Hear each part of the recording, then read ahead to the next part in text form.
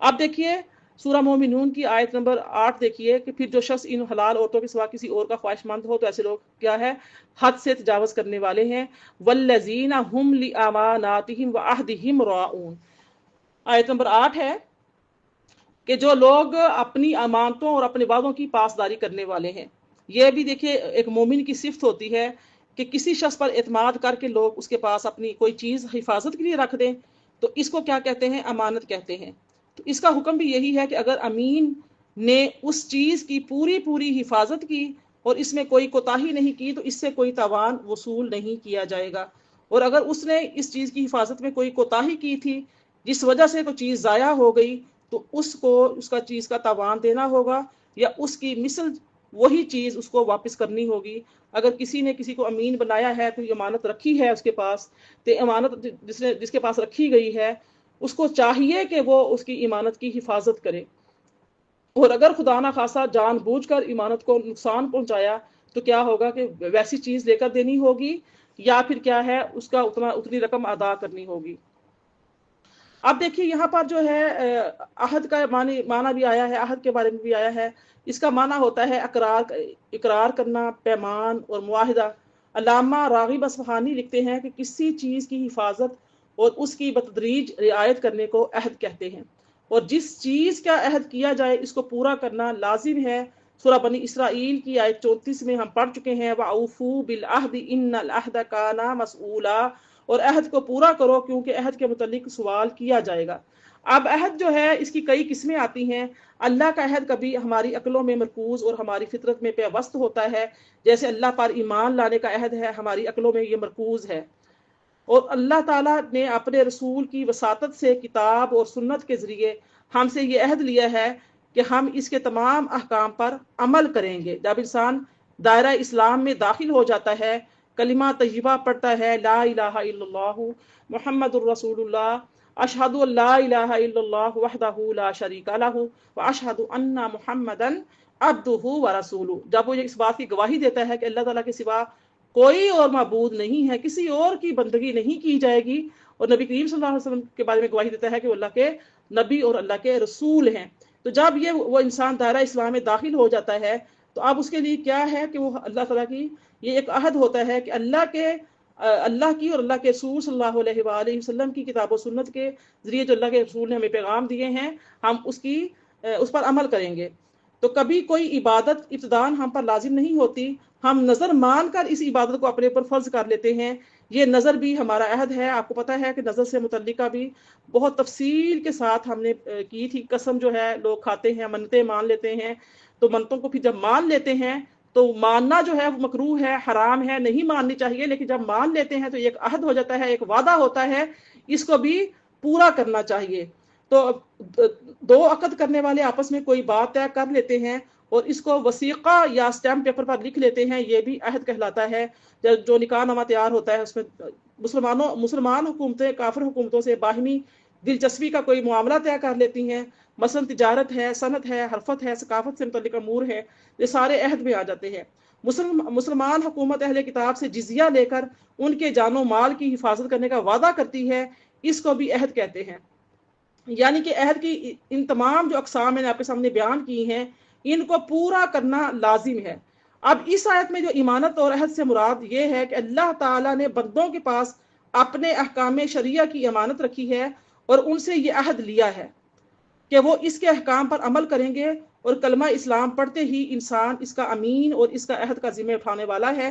اور اس سے مراد تمام احکام شریعہ کو پورا کرنا، خواہ وہ فرائض ہوں، واجبات ہوں، محرمات ہوں، مکروہات ہوں، یعنی کہ سارے کے سارے جو ہیں ان پر عمل کرنا بہت زیادہ ضروری ہوتا ہے۔ یہ انسان کا اللہ پاک کے ساتھ وعدہ ہوتا ہے، جیسے کہ حدیث مبارکہ میں آتا ہے، جو سورہ نساء ہے، سورہ نساء کی آیت 50 آیت ہے، اس میں بھی فرمایا گیا ہے ان اللہ یأمرکم ان تؤدوا الامانات الی اہلھا۔ اللہ اکبر، فرمایا کہ بے شک اللہ تم کو یہ حکم دیتا ہے کہ تم امانت والوں کی ان امانتوں کو ادا کرو، یعنی کہ جو امانتیں ہیں امانت والوں کی وہ ادا کر دو۔ اب امانت کو ادا کرنے کا حکم عام ہے، خواہ مذاہب میں ہو، عقائد میں ہو، یا معاملات میں ہو، عبادات میں ہو۔ سب سے بڑی امانت تو ہمارے پاس اسلام ہے. جب ہم دائرہ اسلام میں داخل ہوتے ہیں تو احکام شریعہ جو ہیں وہ ہمارے پاس امانت ہیں. ہم اس بات کا عہد کرتے ہیں کہ اللہ ہم دائرہ اسلام میں ہم مسلمان ہیں, ہم یہ عہد کرتے ہیں تیرے جتنے بھی احکام شریعہ ہیں وہ کیا ہے اس پر ہم عمل کریں گے. تو یہ ایک امانت ہوتی ہے, تو خواہ مذاہب کا ہو, عقیدے کا ہو یا عبادات کا ہو. ابن جریح بیان فرماتے ہیں کہ یہ آیت عثمان بن طلحہ بن ابی طلحہ کے متعلق نازل ہوئی. فتح مکہ کے دن جب نبی صلی اللہ علیہ وسلم بیت اللہ میں داخل ہوئے تو آپ نے اس سے کعبہ کی چابیاں لے لیں. پھر آپ بیت اللہ کے باہر اس آیت کی تلاوت کرتے ہوئے آئے. پھر آپ نے عثمان کو بلایا اور انہیں چابیاں دیں. یعنی کہ جو میں نے آپ کے سامنے سورہ نساء کی آیت 58 کو بیان کیا ہے, ان اللہ یامرکم ان تؤدوا الامانات الی اہلھا, بے شک اللہ تم کو یہ حکم دیتا ہے کہ تم امانت والوں کو ان کی امانتیں ادا کرو. اب دیکھیے کہ سورہ بقرہ کی آیت 283 میں ہم پڑھ چکے ہیں. ارشاد فرمایا اللہ پاک نے فَإِنْ آمِنَ بَعْضُكُمْ بَعْضًا فَلْيُؤَدِّ الَّذِي اؤْتُمِنَ أَمَانَتَهُ وَلْيَتَّقِ اللَّهَ رَبَّهُ. بس اگر تم میں سے ایک کو دوسرے پر اعتبار ہو تو جس پر اعتبار کیا ہے اس سے چاہیے کہ وہ اس کی امانت کو ادا کرے اور اللہ سے ڈرے جو اس کا رب ہے. اب پھر سورہ جو انفال ہے اس کی آیت 27 میں آتا ہے یا ایھا الذین آمنوا لا تخونوا اللہ والرسول وتخونوا اماناتکم وانتم تعلمون. اے ایمان والو اللہ اور رسول سے خیانت نہ کرو اور نہ اپنی امانتوں میں خیانت کرو حالانکہ تم کو علم ہے. پھر سورہ مومنون کی جو دیکھیے آیت نمبر 8 ہے جو ہم پڑھ رہے ہیں والذین هم لاماناتهم وعہدهم راعون, اور جو لوگ اپنی امانتوں اور اپنے عہد کی رعایت کرنے والے ہیں. آپ دیکھیے کہ حدیث مبارکہ ہے لا ایمان لمن لا ایمانۃ لہ, جس میں ایمانت داری نہیں اس میں ایمان نہیں. ولا دین لمن لا عہد لہ, اور جس میں وعدہ نہیں اس میں دین نہیں. یعنی کہ جو بندہ وعدہ پورا نہیں کرتا اس میں دین نہیں ہوتا, وہ مومن نہیں ہے. مومن کی نشانیاں کیا ہوتی ہیں کہ مومن ایمانت کی پاسداری کرتے ہیں, ایمانت کی حفاظت کرتے ہیں. جو وعدہ ہوتا ہے عہد ہوتا ہے یہ بھی ایمانت ہوتا ہے, تو اس کی خلاف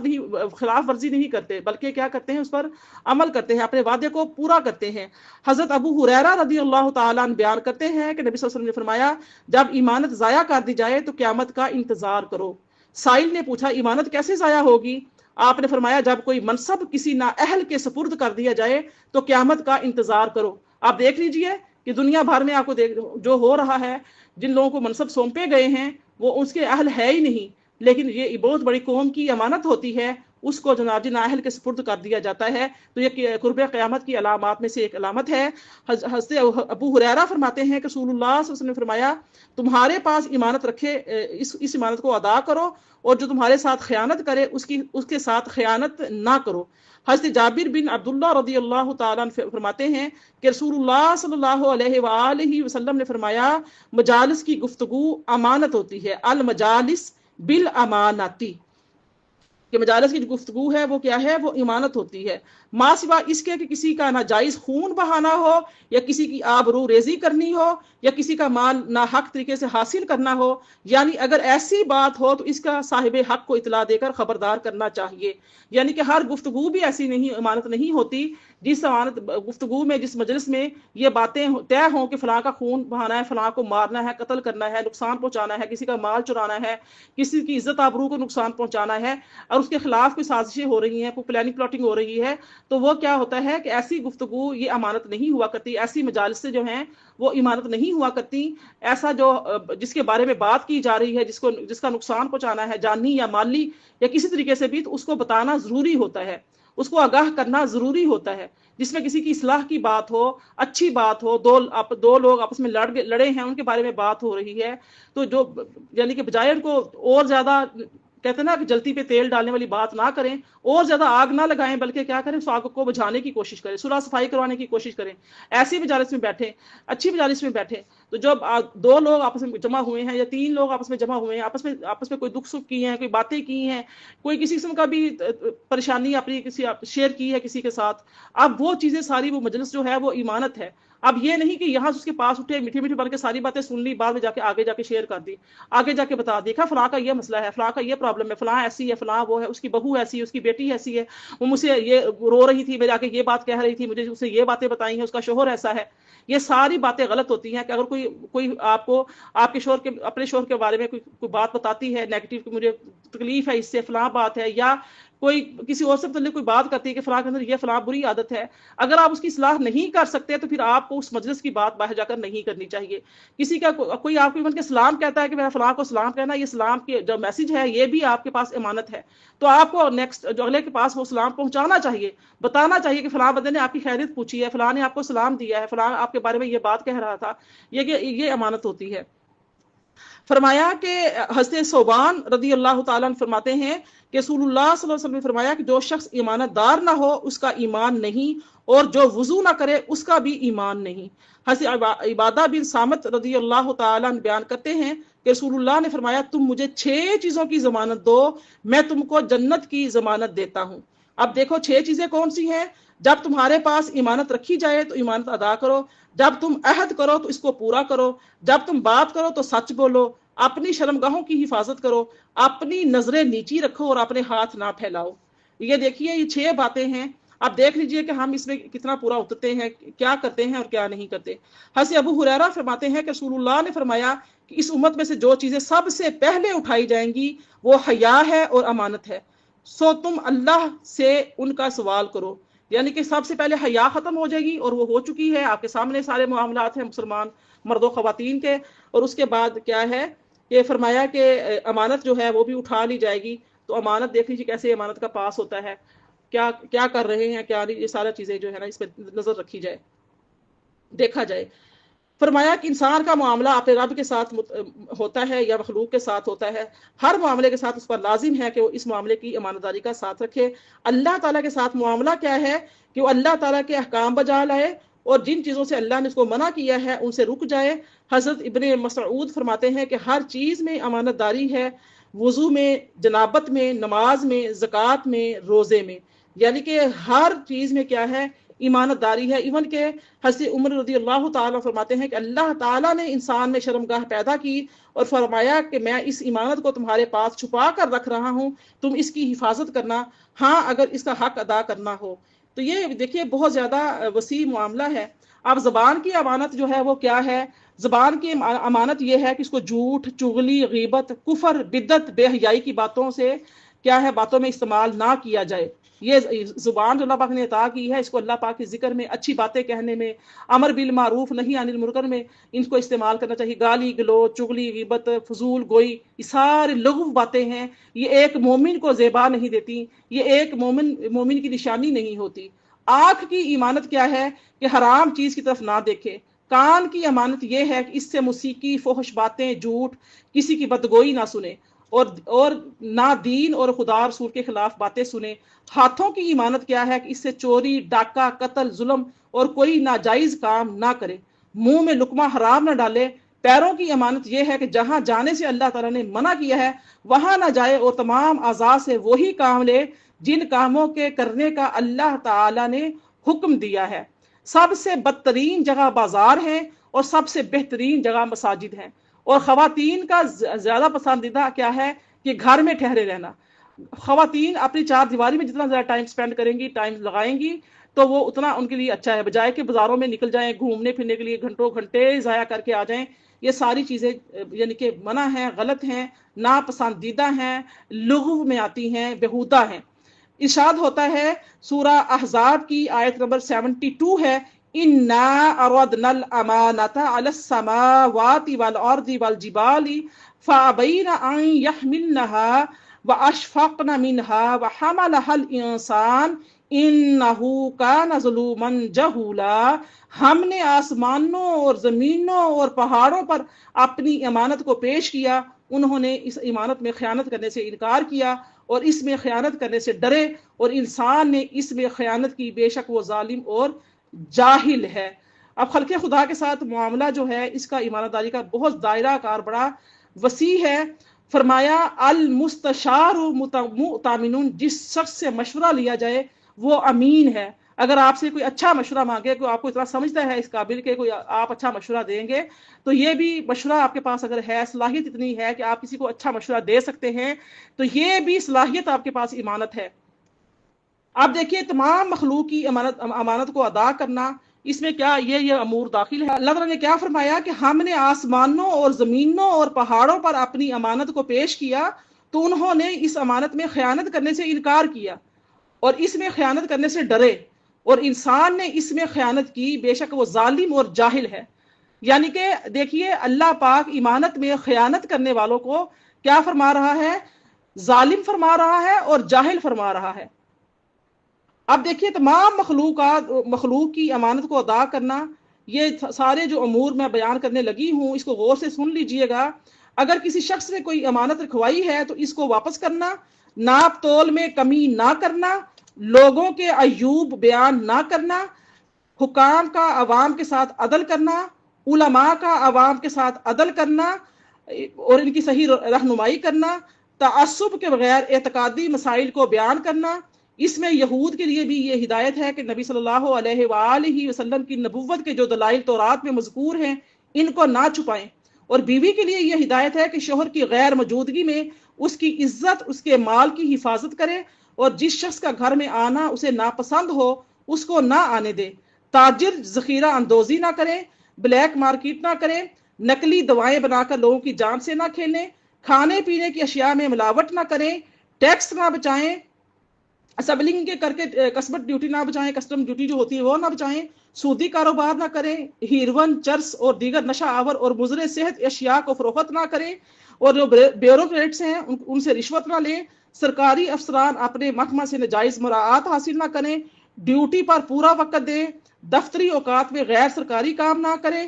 یعنی کہ آج کا شناختی کارڈ، پاسپورٹ، مختلف اقسام کے جو لائسنس ہیں، ٹھیکیداروں کے بل، غرض کوئی کام بھی رشوت کے بغیر نہیں ہوتا۔ جب ان کاموں کا کرنا ان کے سرکاری ڈیوٹی ہے تو بغیر رشوت کے یہ کام کرنا چاہیے، سرکاری امانت میں خیانت ہے۔ اس طرح ایک پارٹی کا ممبر کو عوام اس پارٹی کی بنیاد پر ووٹ دیتی ہے تو ممبر بننے کے بعد وہ رشوت لے کر لوٹا کریسی کی بنیاد پر پارٹی بدل لیتا ہے تو وہ بھی عوام کے انتخاب اور ان کی امانت میں خیانت کرتا ہے۔ حکومت کے ارکان اور وزراء جو قومی خزانے اور عوام کے ٹیکسوں سے بلا وجہ غیر ملکی دوروں پر غیر ضروری افراد کو اپنے ساتھ لے کر اللے تللے اور عیاشیاں کرتے ہیں، وہ بھی عوام کی امانت میں خیانت کرتے ہیں۔ اسکول اور کالج میں اساتذہ اور پروفیسر حضرات پڑھانے کی بجائے گپ شپ کر کے وقت گزار دیتے ہیں، یہ بھی امانت میں خیانت ہے۔ اسی طرح تمام سرکاری اداروں میں کام نہ کرنا اور بے جا مراعات حاصل کرنا اور اپنے دوستوں اور رشتہ داروں کو نوازنا، کسی اسامی پر رشوت یا سفارش کی وجہ سے نااہل کا تقرر کرنا، یہ بھی امانت میں خیانت ہے۔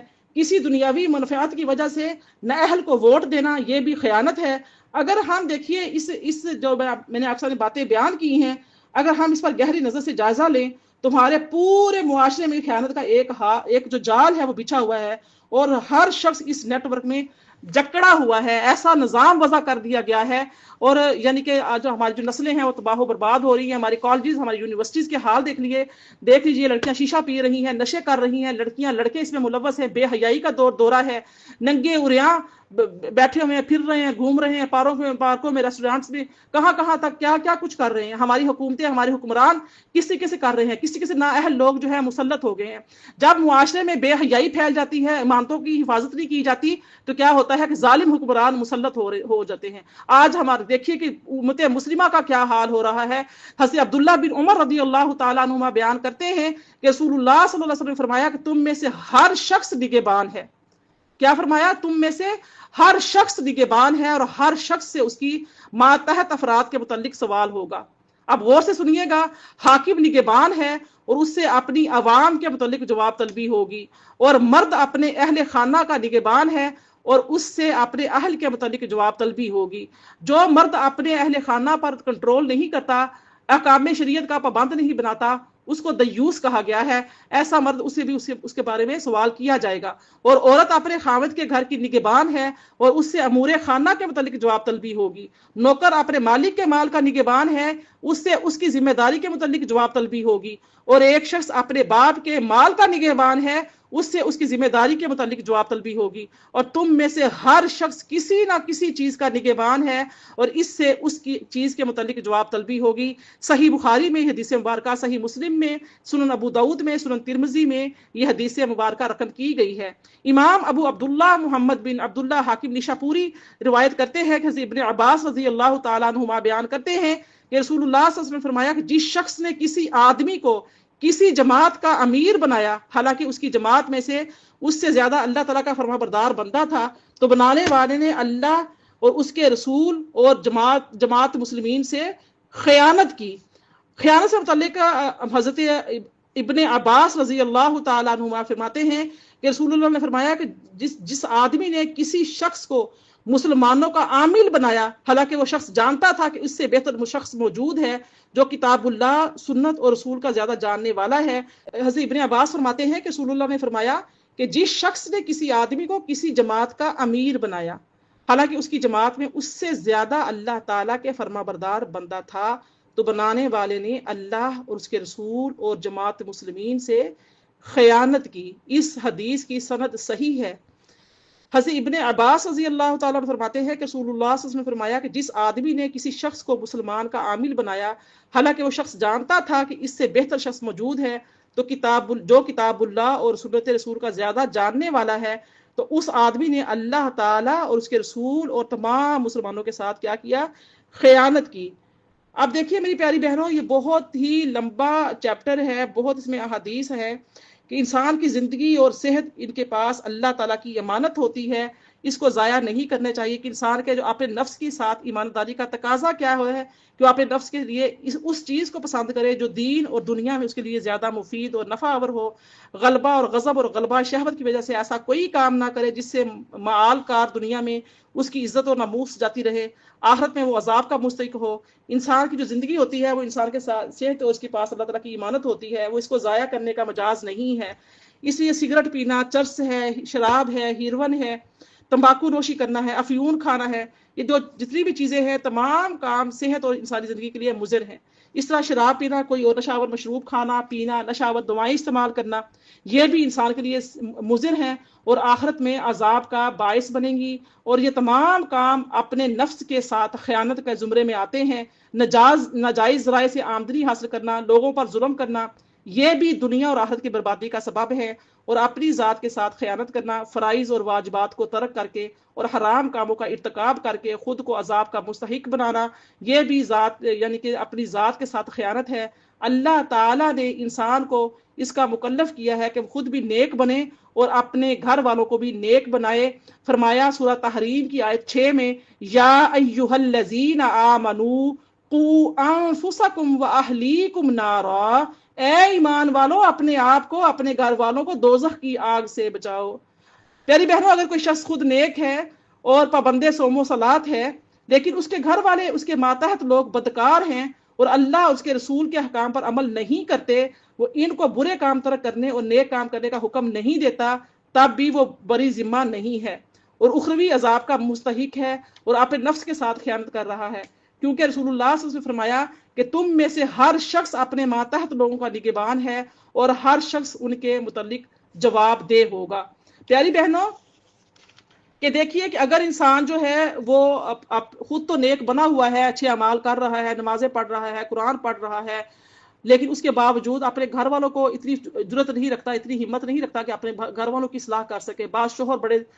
ان کی بیویاں بڑی جابر ہوتی ہیں، دبے ہوئے ہوتے ہیں کسی وجہ سے، تو اتنا نہیں بولتے، یعنی کہ گھر میں لڑائی نہ ہو جائے، گھر خراب نہ ہو جائے، نمازوں کا حکم نہیں دیتے، اور جو فضولیات ان کے اندر ہیں ان کی اصلاح نہیں کرتے، تو کل کو شوہر کی پکڑ ہوگی۔ اپنی بچوں کی اصلاح نہیں کرتے، یعنی کہ احکام شریعت کی پاسداری کرنا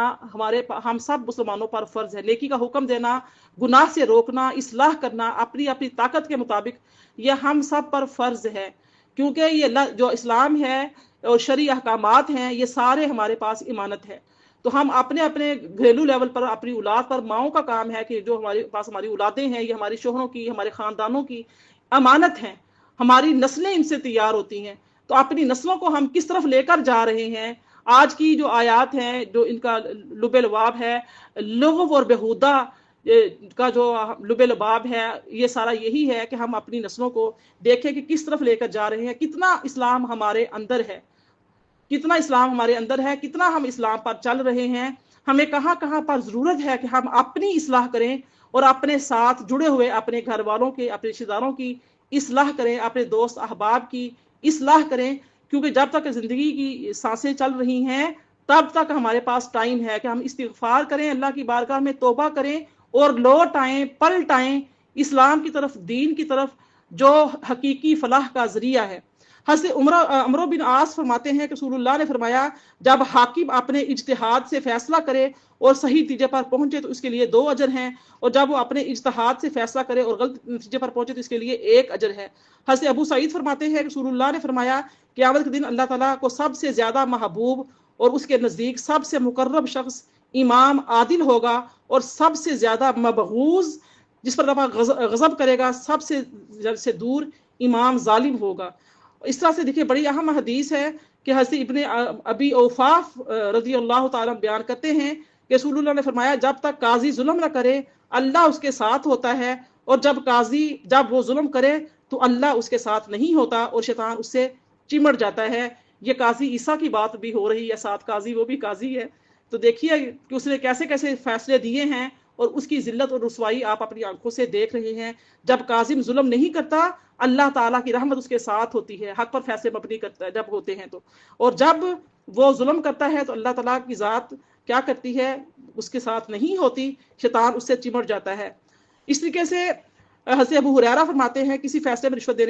دینے والے پر رسول اللہ نے لعنت فرمائی ہے۔ ام سلمہ فرماتی ہیں کہ رسول اللہ نے فرمایا کہ فیصلہ میں رشوت دینے والے پر اللہ نے لعنت۔ حضرت ابو ہریرہ فرماتے ہیں کہ رسول اللہ نے فرمایا کہ جس دن کسی کا سایہ نہیں ہوگا اس دن 7 آدمی اللہ کے سائے میں ہوں گے۔ عدل کرنے والا حاکم وہ شخص جو اللہ کی عبادت میں جوان ہوا، جس کا دل مسجدوں میں معلق رہتا ہے، وہ 2 شخص جو اللہ کی محبت میں ملیں اور اللہ کی محبت میں جدا ہوں، وہ شخص جو تنہائی میں اللہ کو یاد کرے اور اس کی آنکھ سے آنسو بہہ جائیں، وہ شخص جس کو خوبصورت اور بااختیار عورت گناہ کی دعوت دے، وہ کہے کہ میں اللہ سے ڈرتا ہوں، اپنی شرمگاہ کی حفاظت کرنے والے وہ جو مرد ہوتے ہیں یا عورتیں ہوتی ہیں،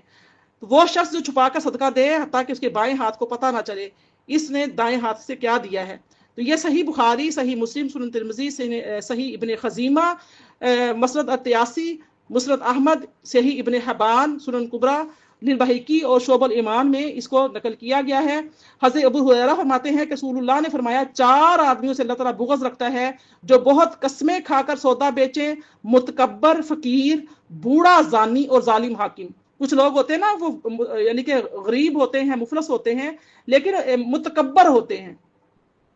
تو جو متکبر فقیر ہوتے ہیں اللہ پاک کو پسند نہیں ہیں۔ حضرت ابن عباس فرماتے ہیں کہ رسول اللہ نے فرمایا کہ عدل کرنے والے حاکم کا 1 دن 60 سال کی عبادت سے افضل ہے، اور زمین میں حد کو قائم کرنا اس زمین پر 40 روز کی بارش سے زیادہ نفع آور ہے۔ تو دیکھیے میری پیاری بہنوں، یہ عدل تھا، عہد تھا، امانت تھی، ساری چیزیں ایک دوسرے کے ساتھ جڑی ہوئی ہیں۔ اللہ پاک سے دعا کرتی ہوں کہ اللہ پاک ہم سب کو اس پر عمل کرنے کی توفیق عطا فرمائے۔ یہ ہم نے آیت نمبر 8 تک کی تفسیر کو کور کیا ہے، انشاءاللہ بشرط زندگی، بشرط صحت، اللہ پاک کی دی ہوئی توفیقات سے ہم کل آیت نمبر 9 سے اس تفسیر کو شروع کریں گے۔ اللہ پاک سے دعا ہے کہ اللہ پاک ہمیں عمل کی توفیق عطا فرمائے۔ وما علیہ الا البلاغ۔